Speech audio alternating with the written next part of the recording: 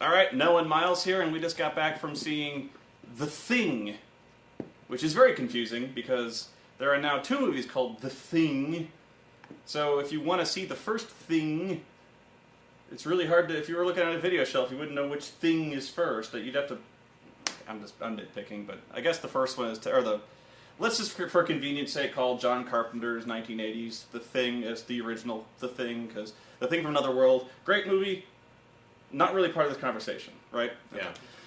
So, I heard other reviewers call it Thing Zero, which kind of works better. Zero is right. I hated this movie. I hated it. I hated it. Good. And again, I always have to explain my mindset going into this. I thought it might be okay. I really did. A lot of people were calling when the Thing trailer hit. Everyone knows I'm a big fan, a John Carpenter fan, so they were really expecting me to go all betrayal on this movie as well.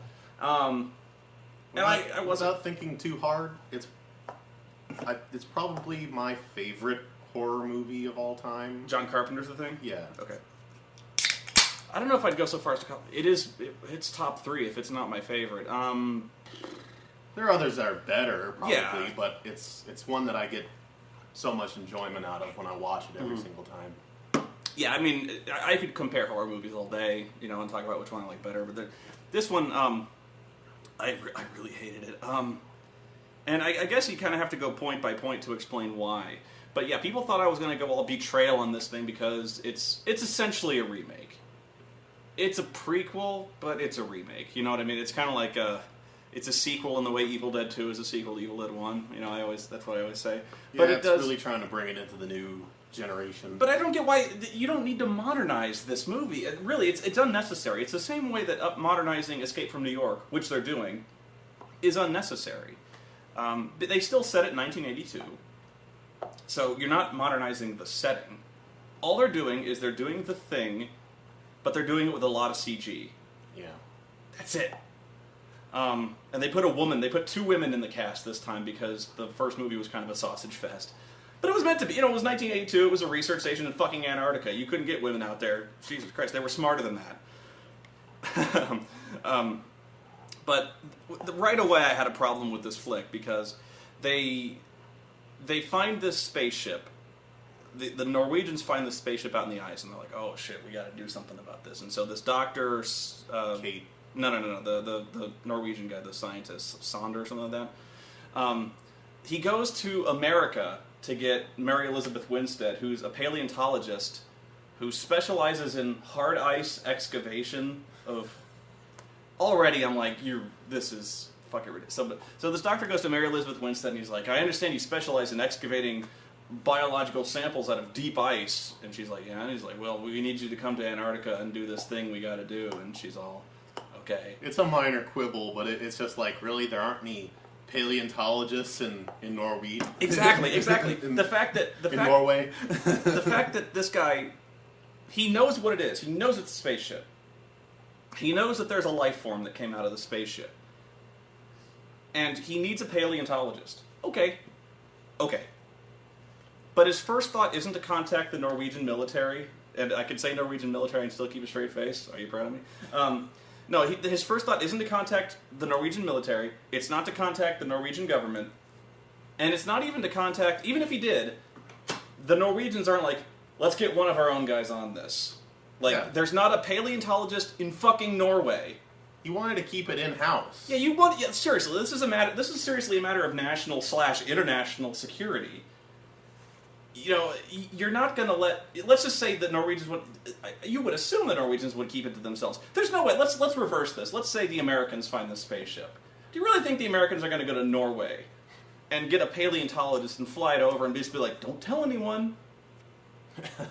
The Americans are like, fuck no, then keep the fucking Norwegians out of here. We're gonna keep this in America. This is American shit. I'm pretty sure the Norwegians would be the same way, especially when you're talking about a fucking alien craft. But yeah, they contract a civilian paleontologist to go to Antarctica and look at their fucking alien. So, but even that I'm not gonna harp on. I will. Fuck, it's stupid. It's stupid. It's stupid, but it's just like alien spaceship. we're getting the plot moving. We need Americans in this movie. I can't do that. I can't. No, like seriously. There's sometimes I'd be like, well, it's an alien movie. What do you want? But John Carpenter's The Thing is one of the smarter, one of the tightest plots I've ever seen in a horror movie. That movie did not insult your intelligence. It didn't.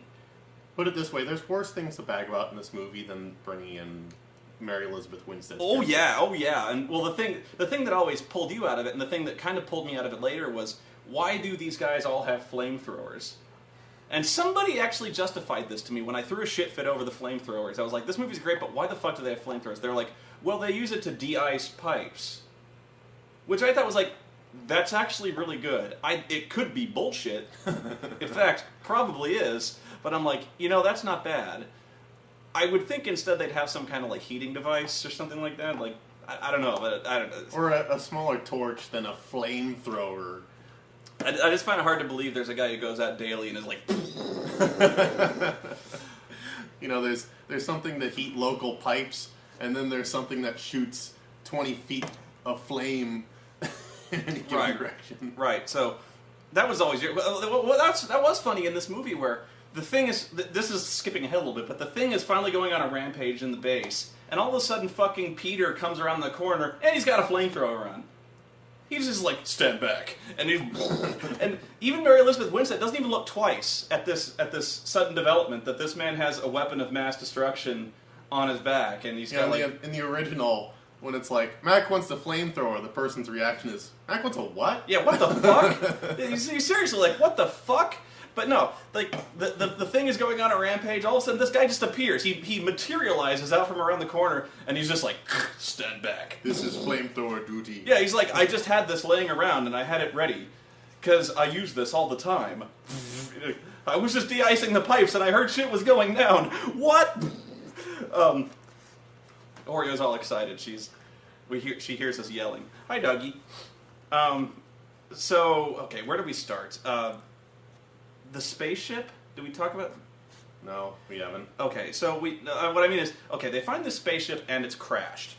And it's dug like a 200-foot deep fucking trench in the earth, and they find this spaceship, and they go, well, you think that's cool, there's a survivor, or there was a survivor, and it crawled out of the ice and froze. That's all been firmly established. So they dig up the fucking thing, they bring it back to base. They drill down in there and they piss it off, and sure enough, as soon as it's alone, it breaks out of the ice and immediately goes on a rampage. And to me, this completely killed the monster. Like, it killed the suspense, or it killed the menace of the monster right away, because it blew its load.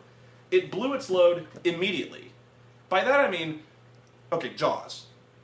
You didn't see the shark for fucking ever. There was hints, there was spookiness, there was weird shit going down, but it's almost like within the first 15 minutes you see the fucking thing in all its glory, in all its horror, and it's just tearing people apart in this movie. Even now, in John Carpenter's The Thing, you see the monster when it's tearing apart the dogs, but that's still not like everything. It was still in shadow. It was all mysterious. You only saw like this horrible like tentacly thing, but you didn't. We saw everything of this monster. Like, it rips out of this house, and it's like it's got hooks, and it's like a big spider thing, and what I thought was the brilliance of the original was, first off, you had the characters, and they had this mystery at first, like what happened to the Norwegians. Right. They're investigating it. And in the meantime, while we're getting down to the business of the plot, you're learning a lot about the characters. Even though it's a large cast, and even though we don't really get into the backstories of these characters, if you point me to a photo of each of the cast members, I can tell you what they're about, because they do a good job of establishing them as characters. Yeah. Like McCready, he's a lone wolf. He's drunk. He's a drunk. You got Childs, he's a dick. You've got a stoner. You've got the guy who loves dogs. He's kind of a loner too, but he's got this kind of animal kinship. You've got the doc, Wilford Brimley. Oh, that's all you need to say is Wilford Brimley. And you've got the leader, who really has a complex about being a leader. He thinks he's John Wayne, that sort of thing. So you're learning all about these people, while there's the interesting stuff of what's going on with the plot. And that's what makes it really interesting, is when the shit goes down, and you don't want to see these guys die. And what's more, the movie is like a whodunit. Yeah. You're trying to piece things together. You feel like you're in a mystery, that you're trying to, okay, when did the thing have access? Who did it have access to? Is this person acting funny? Why is he behaving like this? Why is he suggesting that they go out? You're really trying to be a detective on this thing, and it helps when you know who these people are, what they're doing, what their motivations are. That's what makes it really brilliant. And here, you have, I swear, 12 to 15 people in this movie, and you only get to know 3? Yeah, about 3. You get to know Mary Elizabeth Winstead, you get to know the prick scientist, and you get to know, the American chopper pilot. Yeah. That's about it. And instead of building suspense and building up this tension of, who did the thing get to? Who could be the thing? Like you said, it immediately just bursts out of the ice and goes on a killing rampage, and it's no longer this whodunit, paranoia-soaked, who could be an imitation. It's instead just a monster of the week. It really is just a creature feature, which I honestly, there's a lot of great creature stuff in the original thing, but for some reason, John Carpenter did such a better job with building up the suspense, the drama, the characters. He did such a good job, and it's a matter of subtlety. Really, it is, because there's help me out here. This is really the colossal failing of this latest movie. Is there's so many characters and they're killed off so quickly, whereas John Carpenter managed to define all of his characters. He took it in a more methodical pace, and he understood that the real scariness of this movie, while the monster was indeed scary, was the paranoia of the situation. That it could be anyone. That it could be anyone, and that you could be infected and stuff like that. But this movie, it seemed to move so fast. Honestly, we were in the third act before I knew what was going on, and it was the monster was it started off on a killing spree and it never stopped. It was just jumping out every 30 seconds to eat somebody, and we never really got a chance to cool it. We never got a chance to let the situation soak in. Everyone just immediately jumped into this hyper paranoid, aggressive state, and it didn't build. Like I said, in the beginning, not only are you learning the characters, you're figuring out the situation, but the dog has a situation where it can subtly infect people. So already you have this situation of tension. But even after the monster reveals itself, there are moments to where you're questioning characters' motivations, like the blood samples get damaged. Well, everyone had access to the blood samples, so you're trying to figure that out. There's always this kind of mystery. Who was left alone and on what time? You're trying to piece together this puzzle. Where in this movie, whenever the thing is even slightly figured out or something like that, it immediately blows its cover. Yeah. In the original movie, you also get the feeling that the alien is this very patient being the key word, patient, methodical, hides in the dark, strikes from the shadows type of creature, and you can come up on you anytime, you don't know what it's going to do, and it wants to copy you, it wants to stay hidden, it doesn't want to be found. So you got this real feeling of malevolence, of being stalked, and you can tell it's intelligent because it hides its tracks. Even when it makes a mess, it hides it. It tries to frame other people. It tried to frame MacReady. And it doesn't... It tries its best not to be caught. But in this movie, anytime there's anyone who even looks at him cross, its head splits open and he attacks. And even when he's absorbing people, there's a situation where Mary Elizabeth Winstead is lured into a trap. One of the creatures, who they don't know it's a creature yet, lures her into a storage shed to get something, and then it closes the door behind, and then it attacks. But it doesn't, you'd think after 100,000 years being trapped in the ice and absorbing creatures and stuff like that, it would be a lot better as an ambush predator. But no, it takes 30 seconds to, shudder, convulse, for its torso to rip open, for tentacles to sprout out. And of course, it attacks in the noisiest, most catastrophic way possible. Would you stop it? It's trying to absorb me. It attacks in the noisiest fucking way possible, throwing steel bookshelves aside, putting 5-foot dents in steel plate. roaring and shrieking. It can't possibly have done this every time it absorbed somebody. Whereas in the first thing, it very quietly started absorbing people who were getting close into contact with its body, that sort of thing. And so it just became like this shrieking beast. So sit. There you go. It was just this shrieking beast that would rip your head off, and it was so not the Thing from the first movie. It always, when it was absorbing people, always had to split its head open and go and things like that. Oh, Oreo, you silly butt.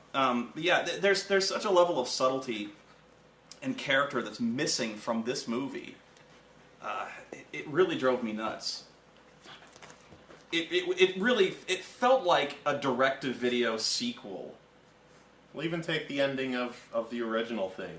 When they're hunting the person who's the Thing, he didn't split open and become the monster. He was picking off people in the dark. Mm-hmm. He grabbed the one person and basically crushed his face or split his face open. He was doing silent kills. It's not like the moment he was found out. He was sabotaging radios. He was sabotaging the trucks. The people sabotage their own trucks in this movie. They're like, we can't let it leave. Another thing, and I'm just going to say it, is the CG. There's a lot of CG in this movie, and it's really obvious CG. It's really bad. It's really bad. There's one scene where it's passable, but it's still not good enough. And it's amazing, and it's really testament to, I think it's Rob Bottin who did the effects in the original Thing. But those effects are better. Was it 1982, 1984, something like that? The original Thing? Those effects are better then. They're still better than the effects now. And it really is, I keep harping on this over and over and over again. Practical effects. Practical effects are so much better than CG.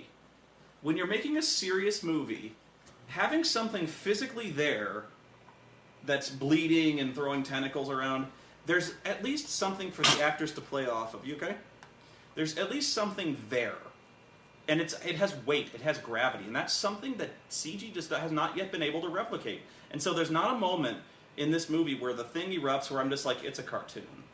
Well, that's another thing is, you mentioned before, the original also knew how to play with darkness, and that there's no way you were going to see these effects in full daylight. There was no way you were going to see these effects in full lighting. So a lot of it was done in shadows. Yeah. They'd cut the power. The lights would be damaged. There'd just be fire. So you just see little hints here and there of the monster. Yeah. Even when Doc is doing an autopsy on the monster, it's done in such a way that that smoke is hiding it.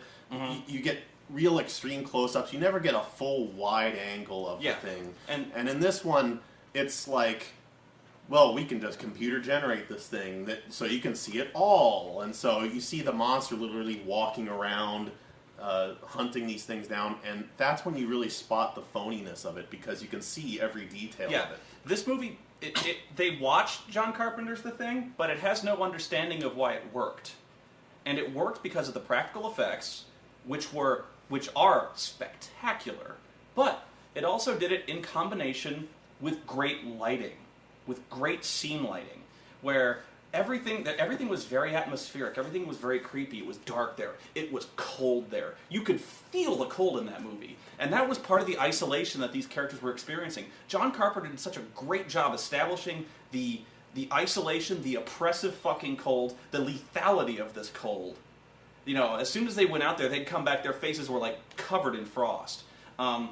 Every time they mentioned going out, McCready would be like, we're going to get caught in a whiteout, and if we do that, we're dead, and stuff like that. So they were always really hitting the weather. The weather is going to kill us. We can't get set on location. Or not Antarctic, but they set it in like the extreme north of, I think, Canada. Something like that. So, but yeah, it was freezing there, and you can tell. Whereas in this one, characters are walking out without a jacket on. They've got like a sweater and a vest on. And you're just like, man, you'd be freezing your balls off. Yeah, it was that combination of effects and lighting where even like the best practical effects ever. Let's just say we took those same practical effects and put them in this movie. They don't look like shit. Why? Because you're not meant to see this thing under 3 racks of fluorescent lights. You're not meant to see this thing in perfect lighting. If you had, it would have looked fake. Another thing I think got it wrong, and I was saying it before, the 1980s thing, the original thing, when you see the monster, it's usually because it's caught in a transitional state. Like when they find the dogs, it's trying to absorb this whole kennel of dogs, and people were attracted by the noise, and they see it, and it's in the middle. It got caught in the middle of this process. When the first human is caught being absorbed. Yeah, they caught it in the process. They caught it in the process of it.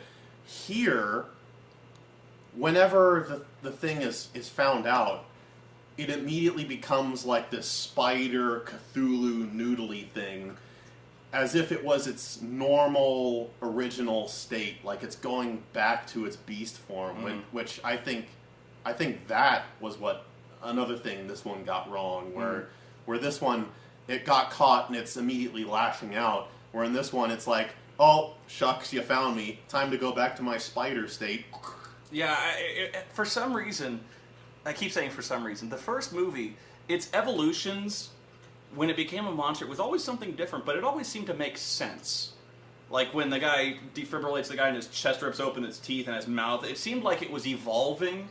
It seemed like it would adapt to any part of itself to be a weapon at any time. And so, even though it was fucked up, it kind of made sense. Whereas in this movie... Well, it didn't sense that it was saving its life. It sensed that it was an attack because it was feeling the shock. Yeah. So it was a defense mechanism at that point. What I mean is, whenever it assumes like a deadly form, it just seems to assume some random beast mode. Like when the guy passes out in the rec room and this big tentacle like leaps out of it and starts lashing out. Like, why would it do that? Yeah. You know what I mean? Like, why would it do that? Not just turn into the same spider thing it always turned into before. Wouldn't it be far more effective? And so that's what I mean when it says like this thing has an intelligence, and every step of this was played wrong. It's just amazing how this really is. If you took the same script as the thing, but didn't give it to John Carpenter, because this is really testament to John Carpenter's skills as a director. Because when you don't have John Carpenter, you get this piece of shit. You know, complete misunderstanding of character development, complete misunderstanding of using lighting, complete misunderstanding of overuse of CGI, and just plain old-fashioned character development in this movie, which is completely missing. I mean... It may also be that necessity is the mother of invention.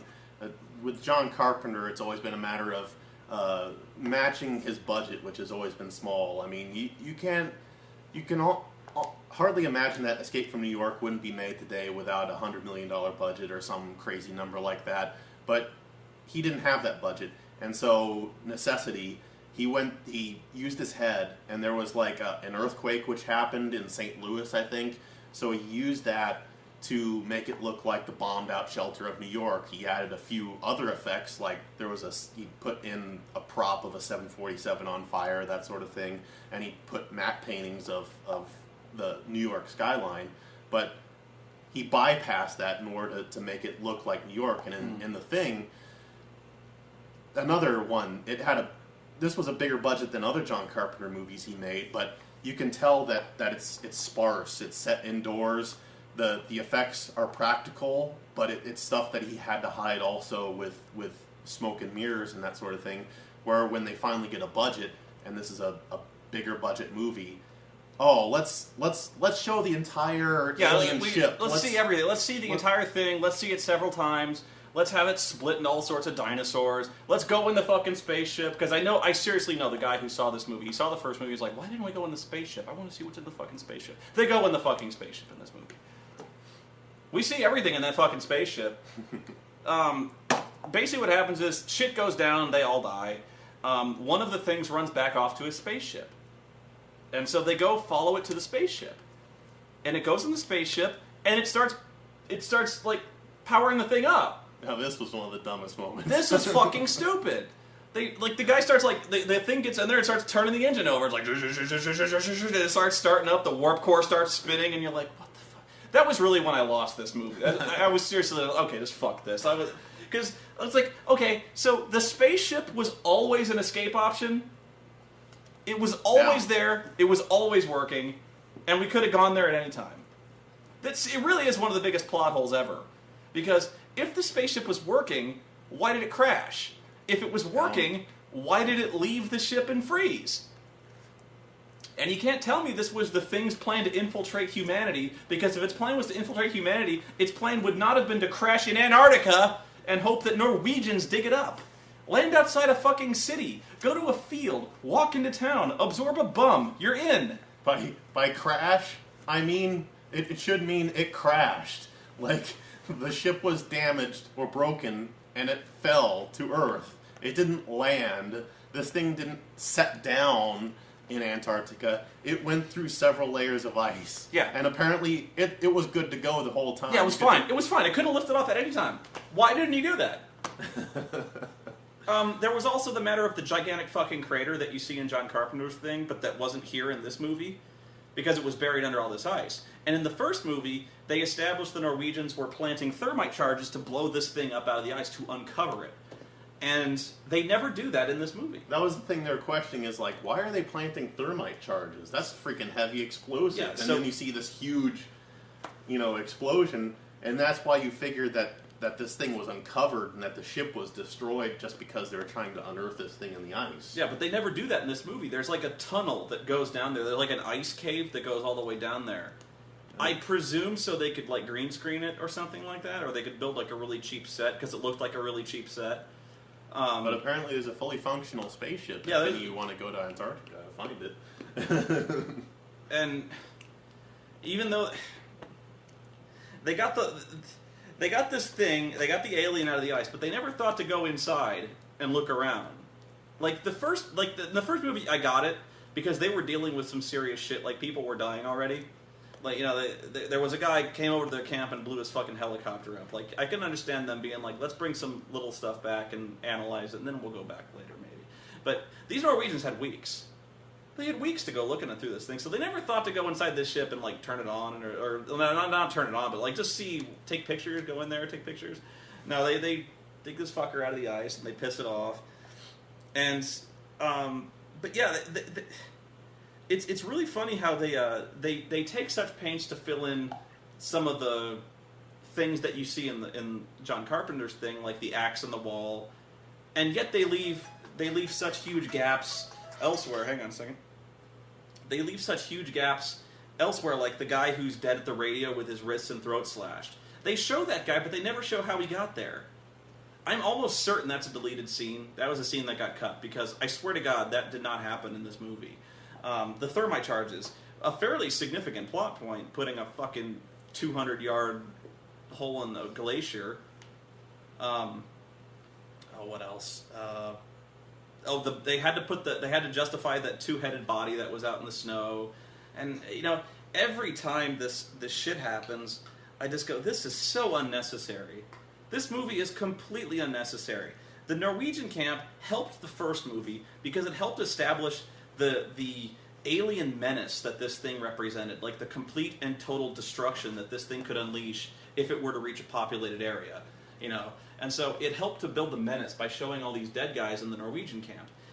It helped to build the mystery. It gave the heroes something to investigate and look through and analyze back at the base and talk about. In this movie, they just bring this thing over, it bursts out of the ice, and starts killing people. It doesn't build. There's no arc to this fucking movie. It's boring. Well, the lack of any real characters, that was what killed me. We're halfway through the movie, and there's a scene where one of the things busts out and they burn it, and they're all standing around the body just going, we need to do something about this. And they cut to a wide shot, and there were like 8 to 10 people there, and I'm going, there's still 8 to 10 people left? I don't know who any of these people are. I mean, that's sad. And even, like, Kate is not an interesting character. Well, all we ever established about Kate is that she's a paleontologist. Beyond that, we know nothing about her. She has no personality. Yeah, name one thing she has an interest in. I can't. Even McCready. Now, I'm not saying that in John Carpenter's movie that the characters were necessarily like fully fleshed out three-dimensional characters. I'm not saying that. But I'm saying they all at least had an identity. I'm saying that you got to know stuff about McCready and that he was kind of a drinker he liked to take chances, and he was kind of impatient. You know, when he was playing chess, you got little character moments like that. All these characters had little moments that you could pick out and deal with.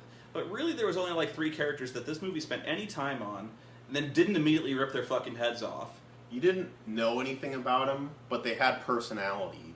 Even though they weren't fully formed characters, they were characters just by their actions. There was one moment where one guy gets injured, and they're going to fly him out to an American base. And she realizes that a thing might be on the helicopter, so the helicopter's taking off. She's trying to flag it down, and all of a sudden, the alien in the chopper goes like, "Brrr!" It starts like ripping its way out of its flesh, and it causes the helicopter to crash. Why would it do that? Because apparently, when the helicopter crashed, none of those guys were infected by the thing. No. How the fuck did that work? So they both survived this catastrophic crash, and even though we're meant to believe these 2 guys are aliens, they're not. They just got away. They're fine. It's going to be impossible for me to fully divorce my feelings from the first one. Like, I want to be able to judge this movie on its own merits. And it's hard. Like, I feel like I could say people with no knowledge of the original could come into this and just watch it as a creature feature. No. And it would be alright. This movie is so generic. I have seen 100 sci-fi original movies that built exactly like this. It really is just your generic people creeping around the dark and getting picked off by a monster. There's nothing original about this. There's nothing that needed to be told to add to the first movie. That movie is perfect. And this movie adds nothing. It doesn't say anything. It doesn't do anything. It's just people getting picked off by a monster. And this is going back to Star Wars. I know. So much of my life does. But I hate prequels to movies that we've already seen. That don't tell us anything new. You know, like Star Wars. The prequels to me, they could have been the best movies ever. They could have been great. But here's the thing. I don't care about Anakin Skywalker becoming Darth Vader.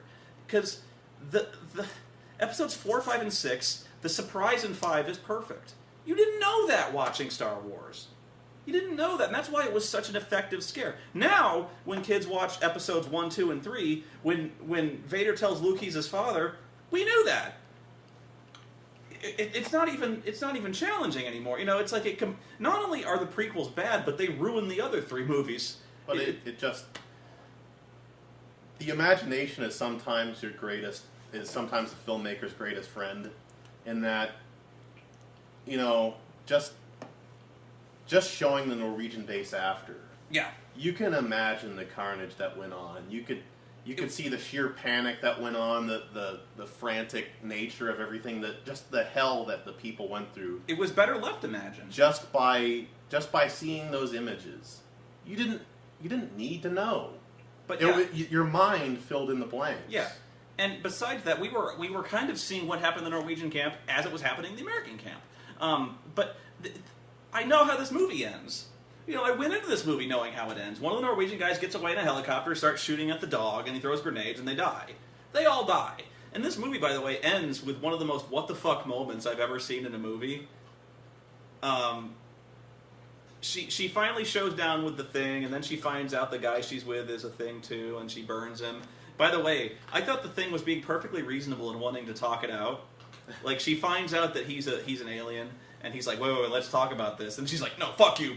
And I'm like, okay. Seriously, that was the one time the alien didn't split his head open into a giant toothed taco and start, spitting fangs at her.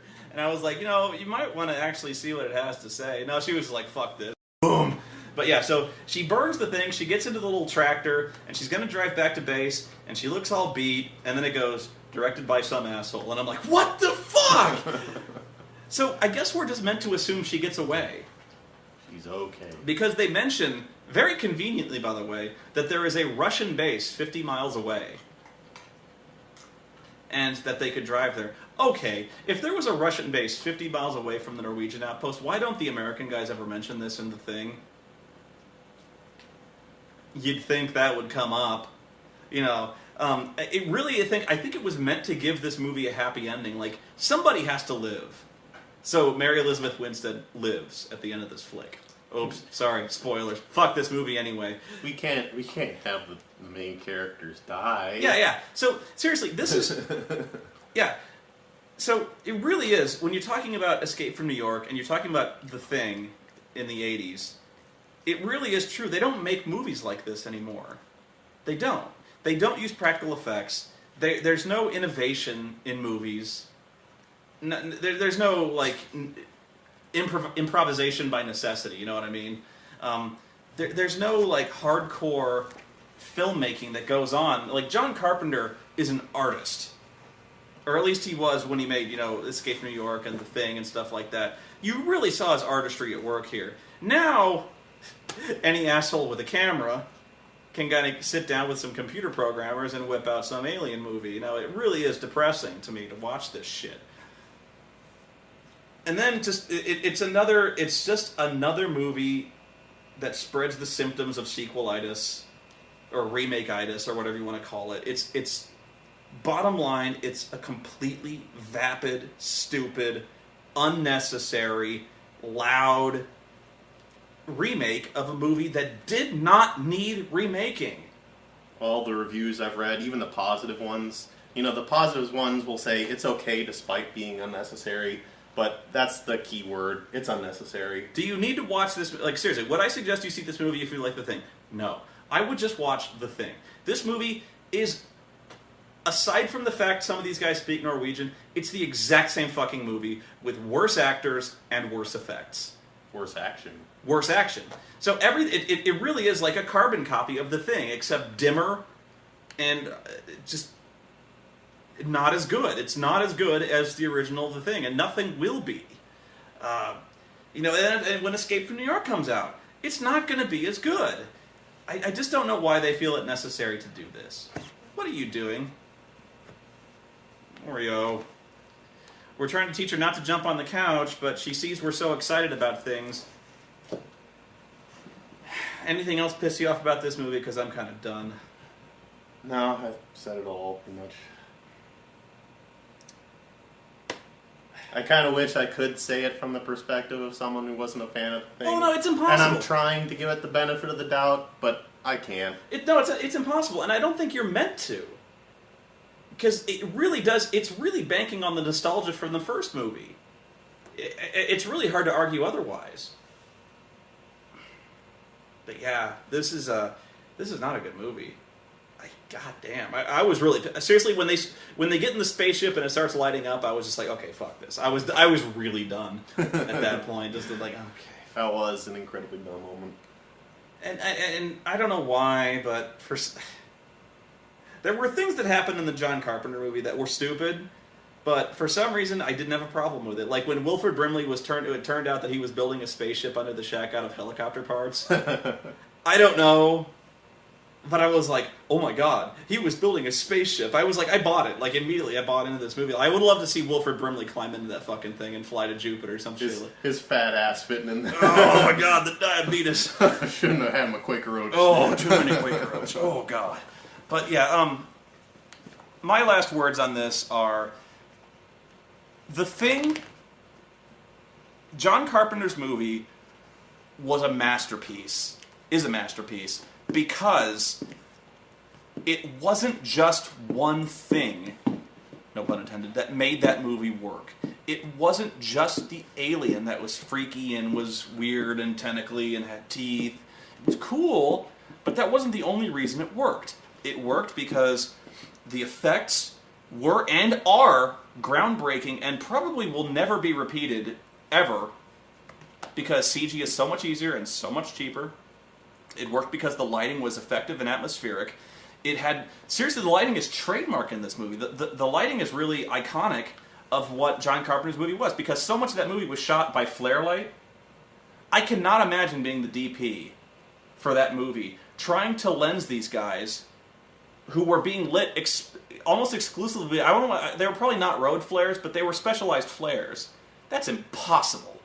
So we're really talking some artistry when it comes to photography. The score, John Carpenter's score, much better. In fact, the only tense moments of this movie are when John Carpenter's score actually kicks in. The characters were so much better handled. The pacing was exquisite. And really was, this movie, the first movie really drove home the isolation and paranoia and fucking freezing lethal cold of Antarctica. And this movie fails on every score. That's all I got. So, see you next time. Oreo, any last words? No? She's chewing on her rope. So, see you next time.